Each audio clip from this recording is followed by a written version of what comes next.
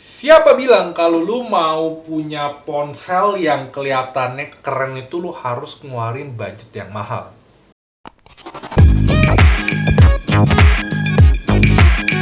Yo, what's up guys? Back again with me, Koko Jojo. Langsung aja sekarang kita bahas si Redmi Note 13. Oke, jadi Xiaomi di tahun 2024 ini ngerilis Redmi Note 13 ya, sebuah ponsel yang menurut gua ketika lu bawa ke tongkrongan itu nggak malu-maluin. Dan Redmi Note 13 itu sebenarnya keluarganya banyak banget ya. Jadi ada Redmi Note 13 4G. Ini yang gue pegang yang 4G ya, yang bakal kita bahas. Terus ada Note 13 5G. Terus ada Note 13 Pro, Note 13 Pro 5G, dan juga Note 13 Pro Plus 5G gitu ya. Dan harganya itu mulai dari 2 jutaan sampai dengan 5 jutaan. Jadi ya tinggal lu cocokin aja sama budget yang pas yang mana. Cuma kebetulan karena di sini gue cuman kayak pakai ponsel buat ya iseng-iseng doang sehari-hari. Akhirnya gue beli sih Note 13 4G dengan kapasitas yang terendah di 128 GB, dan ini harganya sekitar 2 juta 100 atau 200 gitu ya untuk harganya. Oke, pertama-tama dari segi desain ya, Redmi Note 13 ini menurut gue secara ukuran sih cukup gede ya. Bahkan dibandingin dengan iPhone 13 ya lebih gede dibandingkan dengan iPhone 13. Terus kalau dibandingin sama Huawei ya on par ya. Cuman kalau secara dimensi sih sedikit lebih luas. Mungkin karena dia juga ponselnya kan nggak H. Terus di sini kalau dilihat di bagian atas ya, dia itu ada satu buah kamera, ini punch hole modelnya, jadi udah kekinian banget. Terus di sini dia ada earphone jack, ini juga ada speaker, terus ada infrared di sini. Sorry, tadi nggak terlalu kelihatan. Nah, ini earphone jack, terus combo jack sih, bukan earphone doang. Terus ada speaker, ada infrared juga. Oke, terus di bagian kirinya, di sini dia tuh ada volume rocker ya. Volume up, volume down, dan juga ini ada button buat nguncinya. Di bagian bawah ada speaker dan juga SIM tray-nya ada di sini nih, ketutupan karena kabel gua ini ya. Nih, ada SIM tray-nya di sini. Jadi ini isinya buat SIM tray sama kartu memory card. Terus bagian kirinya polos banget ya, nggak ada apa-apa. Dan ini di bagian belakang, dan bagian belakangnya ini menurut gue sih nggak malu-maluin ya. Ini untuk kameranya nih lumayan gede. Terus ada branding Redmi di sini. Terus di sini juga ada tulisan 108 megapiksel, dan di sini dia udah pakai bahan glass back yang bikin si ponsel ini kelihatan lebih mewah lagi sih gitu. Nah, terus ini kemarin karena abis gua format gitu ya. Nah, ini untuk layarnya, ini layarnya udah AMOLED dan ini lumayan terang banget ya. Ini accept dulu aja, skip. Ya, ini layarnya cukup terang, AMOLED warna putih. HyperOS juga Redmi Note 13-nya ya. Nah, ini yang tadi gue bilang nih, dia udah punch hole. Nah, di sini terangnya agak gue turunin dikit biar nggak terlalu buta kita ntar ya. Nah, segini. Oke.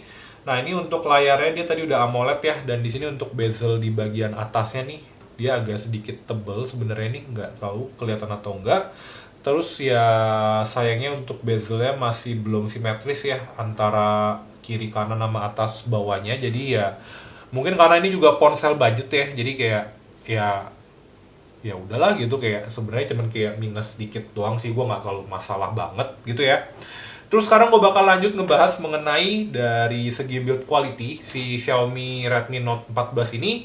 Secara build quality ya cukup proper ya, cuman ini karena belakangnya bahannya kaca, depan kaca, jadi hati-hati kalau jatuh ya, rawan pecah kalau kaca. Terus juga di sini untuk bodinya karena bahannya dari bahan plastik ya, jadi ini juga mesti hati-hati juga karena bahan plastik ini yang bikin masalahnya adalah satu, gampang lecet, dua, kalau jatuh cukup gampang penyok ya. Jadi kalau dibandingin dengan beberapa ponsel lain yang bahannya besi, ya ini agak sedikit prone to penyok sama baret aja sih untuk untuk framenya. Oke, sekarang gue bakal lanjut ngebahas hal-hal yang gue suka dari si Redmi Note 13 ini yang 4G. Jadi yang pertama yang pasti gue suka ya secara pricing, ini ponsel buat harganya sih menurut gue cukup murah ya dengan fitur-fitur yang ditawarkan oleh Xiaomi. Dan di sini hal lain yang gue sukanya adalah satu nih, bagian atas earphone jack. Jadi gue sekarang tuh kayak lagi sedikit sok-sokan audiophile gitu ya. Jadi kadang gue tuh suka pengen nyolok earphone gitu ya.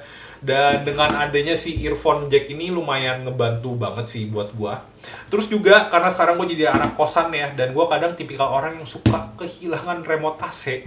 Jadi dengan adanya air blaster yang ada di atas ini nih, yang ini nih, kelihatan nggak nih? Iya. Nih yang air blaster ada di sini. Jadi ketika remote gua hilang, ya ini lumayan ngebantu gua gitu loh, kayak gua tinggal pakai air blaster ya. Terus juga di sini untuk layarnya, karena layarnya juga udah AMOLED ya, jadi kayak cuman buat pengalaman kalian pakai nonton lucu-lucuan doang udah cukup banget. Dan tadi untuk AMOLED-nya sih cukup terang ya di sini. Nih coba ya. Nih AMOLED-nya tuh terangnya segini nih. Nah, tuh sampai putih nggak kelihatan, padahal ini ada gambar wallpaper ya di sini nih.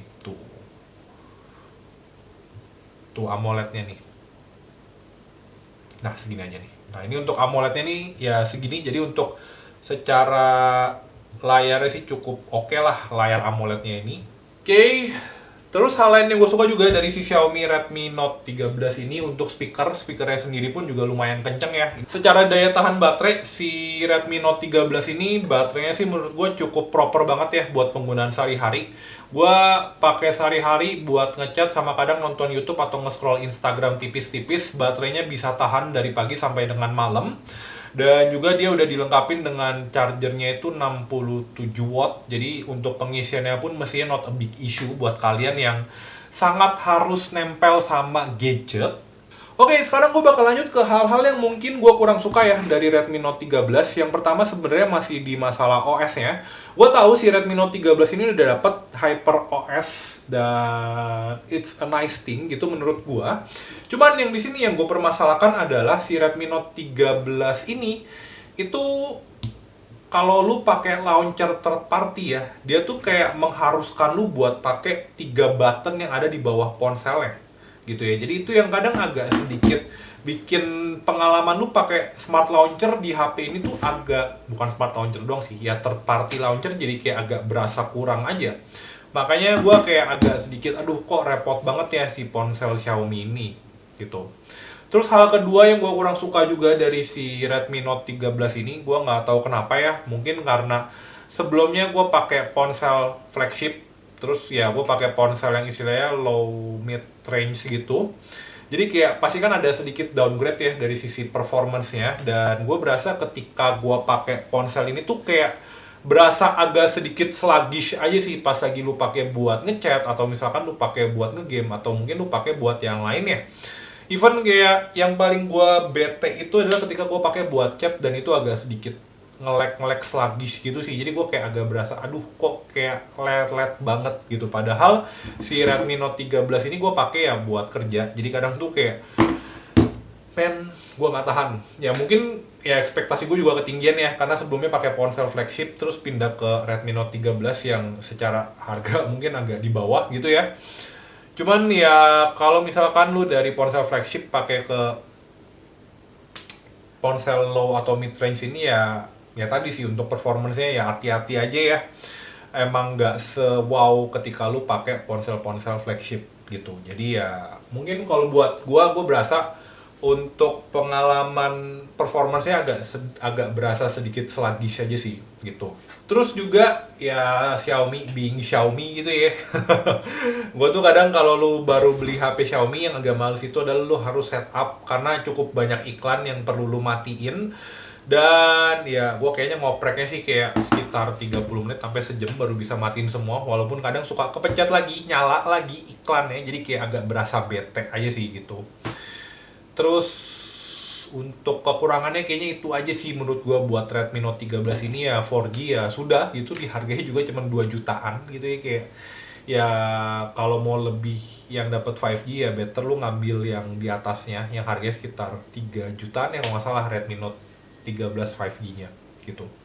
Cuman ya itu aja sih kekurangannya, lebih ke arah performance, smart launcher, iklan, sama varian paling bawahnya ya 4G gitu. Cuman ya what do you expect, kayak ngeluarinnya budget yang istilahnya kan ngeluarin pocket seminim-minimnya, kagak mungkin dong lu bisa pengen dapet something kayak misalkan ya performance-nya seri S24-nya Samsung ya. Impossible sih kalau menurut gua gitu. So, in conclusion, pendapat gua, Xiaomi ini buat siapa? Xiaomi Redmi Note 13 ya. Sebenarnya ini mungkin buat apa ya, buat kalian yang nggak terlalu mentingin performance dan mungkin yang perlu ponsel cuman buat nge-scroll atau nonton doang sih gitu, atau ya mungkin buat ngechat dasar ya. Kalau kalian power user yang perlu ponselnya buat main game atau mungkin ada tas-tas yang berat, menurut gua Redmi Note 13 ini agak kurang. Cuman kalau lu nyari sebuah ponsel ya cuman buat kayak ngechat atau misalkan buat nge-scroll Instagram atau nonton YouTube, ponsel ini sih menurut gue udah jauh lebih dari cukup ya buat harga 2 jutaannya tadi. Walaupun ya mungkin masih 4G, cuman ya sebenarnya gue pakai ponsel 5G juga nggak terlalu ngerasa beda ini antara 4G atau 5G-nya. Malah kadang lu pakai 5G berasa lebih boros gak sih, kayak paketnya lebih cepet habis gitu loh karena saking enaknya berseluncur di internet kayak gitu. Dan mungkin itu aja sih pendapat gue mengenai si Redmi Note 13 ini. Gimana pendapat kalian? Langsung aja tulis di kolom komentar di bawah. Dan jangan lupa juga untuk selalu dukung Koko Jojo. Caranya gimana? Dengan klik tombol like dan juga klik tombol subscribe-nya. Last but not least, see you on the next video. Bye-bye.